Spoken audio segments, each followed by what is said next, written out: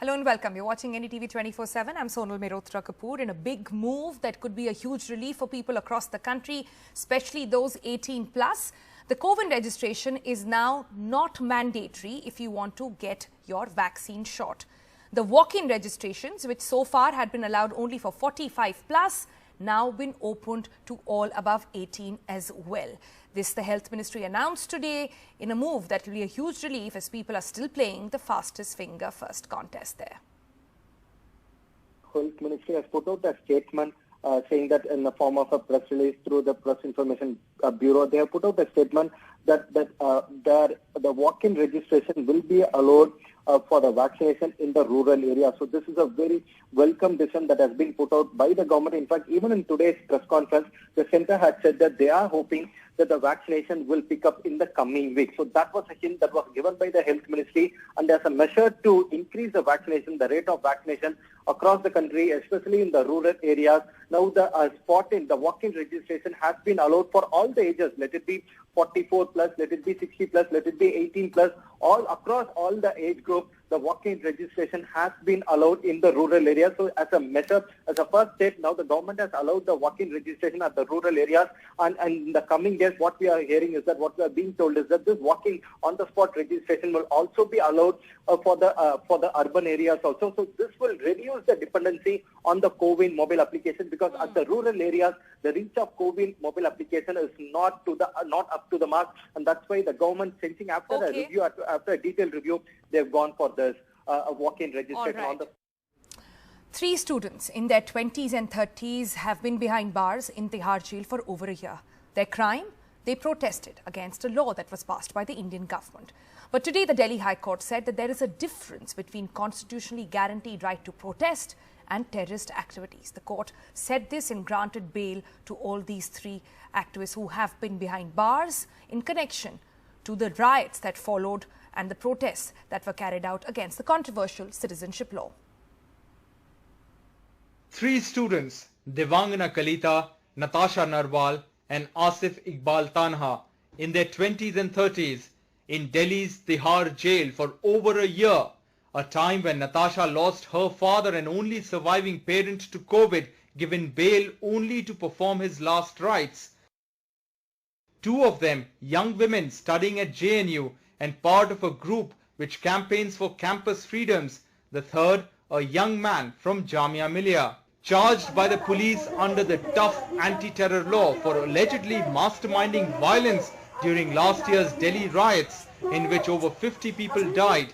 Today, the Delhi High Court, in 3 separate orders, granted all 3 of them bail and, importantly, laid out a roadmap.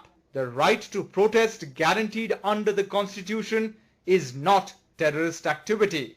The court said it seems that in its anxiety to suppress dissent in the mind of the state, the line between constitutionally guaranteed right to protest and terrorist activity seems to be getting somewhat blurred. If this mindset gains traction, it would be a sad day for democracy.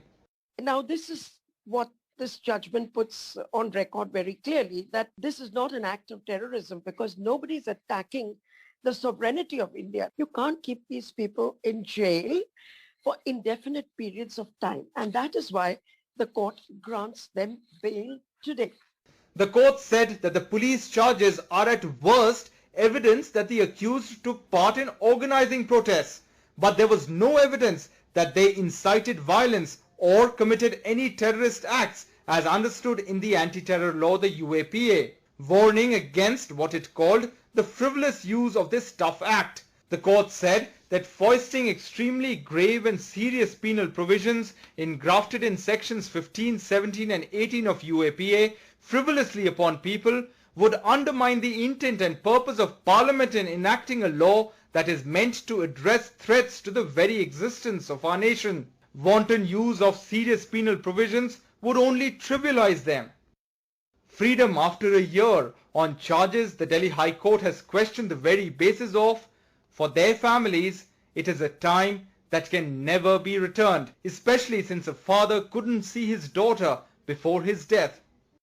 हमारे lawyers कह रहे थे कि हम try करेंगे कि जज सुन ले सैटरडे संडे की इस केस को लेकर, जो कि नहीं हुआ। नताशा जेल से हमारे वीडियो कॉल का होता है 14 डेज या समथिंग, तो वो भी बंद था। तो जब हॉस्पिटलाइज कराया तो मेरे दिमाग में बस यही था कि एक बार तो कॉल करा दें कि कुछ भी हो सकता है। It felt like this whole last year has felt like one nightmare that has developed into a worse nightmare instead of like ending. The notion that Devangana and Natasha have done the things that they've been accused of doing is just absurd. Delhi High Court has also said that foundation of our nation cannot be shaken up by the protest by college students. UAPA is not to be used for usual offences. In New Delhi with Manu Nair, Saurabh Shukla for NDTV. Moving on, in escalation of tension between the West Bengal governor and the chief minister, the governor has now written to West Bengal Chief Minister Mamata Banerjee, saying that the post-poll violence and the dharna at CBI office is unconstitutional, also saying that he continues to be stunned by the silence that has followed the post-poll violence, saying it's the worst violence since independence. The governor there using some very strong language against the West Bengal chief minister, saying people punished for exercising their right to vote as well. He also condemned the dharna that took place at the CBI office and called the events of the 17th of May unparalleled in democracy. Now, earlier on, what had emerged was that Bengal government had attacked the governor for leaking a letter to Mamata Banerjee. The contents of the governor letter had been fabricated. That's what we heard from the Bengal Home Department, saying abrupt unilateral release of letter to public is shocking. And that's what the government had said, also saying that the post-poll violence was under the watch of the Election Commission and not the government at all. Police action against troublemakers has also been taken, is what has been the stand for the government.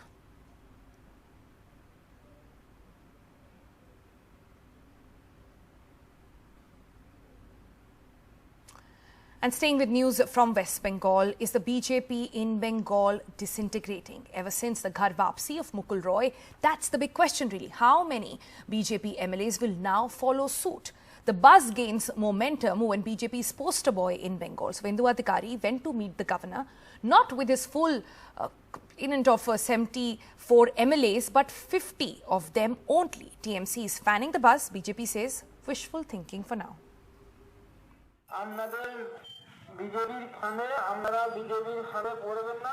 Unprecedented in politics anywhere in the world perhaps, Trinamool workers who joined BJP just before the elections now publicly declaring they made a mistake and want to return to mothership. Mukul Roy's Ghar Wapsi has sparked many such SOS and BJP's big worry about elected leaders too. Missing MLAs at Shubhendu Adhikari's show of strength at Raj Bhavan have not helped. Of 74, only 50 showed up. हम तो केवल 31 MLA को बोले थे, बाकी लोग भी आए, बोले हम भी आएंगे। 31 की बात थी हमारी, लेकिन 51 आ गए। ये तो पॉजिटिव है। आप नहीं थे? मैं एमएलए नहीं हूँ। যে বিধায়করা গেছেন তাদের মধ্যে সব বিধায়ক গেছেন বলে আমার মনে হয় না। অনেক বিধায়কই যাননি। 51 জন গেছেন। তাহলে ধরে নেওয়া যেতে পারে যে 24 জন যাননি। তো বাকি 24 জন কেন গেলেন না সেটা ওরা একটু তদন্ত করুন। At least 8 MLAs from districts across the state are on the party's list of probable exits, say BJP sources. And not just those who joined the BJP just before the elections. Of the 30 or so sitting MLAs, BJP did import. 18 got tickets and 5 won. The 13 who lost are being written off, like Rajiv Banerjee, lately seen meeting Trinamool leaders. As for the 15 or so imports who did not get poll tickets, most have already asked Trinamool for return tickets back home. हम लोग का कोई दिक्कत नहीं है, आना जाना ये चलता है पॉलिटिक्स में। मैं भी टीएमसी छोड़ के बीजेपी में ज्वाइन किया, लेकिन मुकुल जी को अपने विधायक पद से रेजिग्नेशन देना चाहिए। Many BJP leaders known to be close to Mukul Roy, have denied plans to follow in his footsteps. Both the BJP and Trinamool are taking those denials with a pinch of salt. For the Trinamool, sweet revenge, a chance to clip the BJP's wings in Bengal before the Uttar Pradesh elections and of course 2024. With G.D. Shankar, Monideepa Banerjee, NDTV. All right, the Delta variant first found in India continues to be a reason of worry in UK, which has led to further delaying of letting go of restrictions over there. But a new study in UK also found out that the vaccines, 2 doses of them, do work against the Delta variant. Now, new analysis by the Public Health England shows for the very first time that 2 doses of the COVID-19 vaccines are in fact highly effective in preventing hospitalization that can be caused as a result of infection by the Delta variant or the B1617.2 variant first found here in India. The analysis suggests that the Pfizer-BioNTech vaccine is around 96% effective against hospitalization, but after 2 doses. On the other hand, the Oxford AstraZeneca vaccine is 92% effective in preventing hospitalization, again after 2 doses. Now, these are comparable with vaccine effectiveness against hospitalization with the Alpha variant. The analysis included over 14,000 cases of the Delta variant, 166 of whom were hospitalized between the 12th of April and the 4th of June, looking at emergency hospital admissions in England only. Now, AstraZeneca data has further suggested that vaccine effectiveness against milder symptomatic disease, although significant, was considerably lower. Vaccine effectiveness against symptomatic disease was 74% against the Alpha variant, lower against the Delta variant, only 64% against the Delta variant. But the new Public Health England study is important because it says that if you've been vaccinated with both doses of either the AstraZeneca or the Pfizer vaccine, you have more than 90% protection against hospitalization by the rapidly transmissible Delta variant. Moving on, is there a new twist coming up in Tamil Nadu politics? Well, a sound clip and an audio clip from V.K. Sasikala, the ousted chief of AIADMK, remember, was now seen surfacing, saying that she will come soon and set the party straight. Now, the latest clip emerged a day after the opposition party sacked 15 people she spoke with recently. Ousted AIADMK chief Sasikala seems to be wooing AIADMK's new boss O. Pannirselvam. In an audio clip her team released, she is heard telling a supporter that OPS had been her choice, but he had resigned on his own. She also seems to be playing the caste card, tacitly referring to the Tewar community that they both belong to, losing its dominant position in the party to the Gounder community of EPS. அந்த சமயத்துல வந்து அவரா தானப்பா இது போயிட்டார். அது இல்லைனாக்கா நான் அவரை தானே உட்கார சொன்னேன். இப்போ எல்லாரும் சொல்றதே என்னன்னா ரொம்ப வந்து ஒரு ஜாதி ரீதியா போயிட்டு இருக்காங்க. Ironically, OPS had rebelled and resigned as chief minister in February 2017, and Sasikala had replaced him with EPS, who later patched up with OPS and also ousted her from the party. Just before the 2021 assembly polls, Sasikala returned after 4 years in jail, following conviction in the disproportionate assets case, in which Jayalalitha was the prime accused. EPS closed the doors of the AIADMK on her, and Sasikala announced that she would stay away from active politics. With AIADMK suffering defeat, she has revived her attempts to return to the party. Sasikala does not enjoy the same credibility because she is not seen as a politician. She is only seen as a manipulator by the masses and most of the AIADMK cadres. This is one reason her entry into politics were made her very, very unpopular.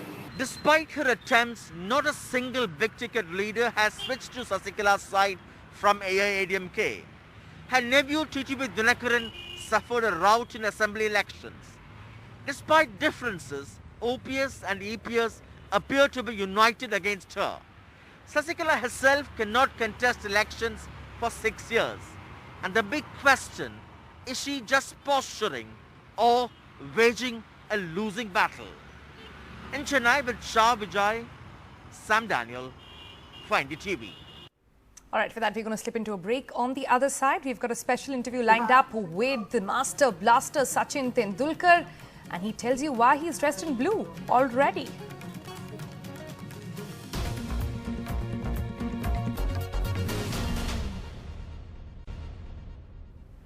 Welcome back. NDTV caught up exclusively with the master blaster Sachin Tendulkar, and he told us why he's already dressed in blue. Also, he talked about the biggest find of the season in cricket this time around being Rishabh Pant. Remember, India takes on New Zealand in the World Test Championship that's coming up on 18th of June.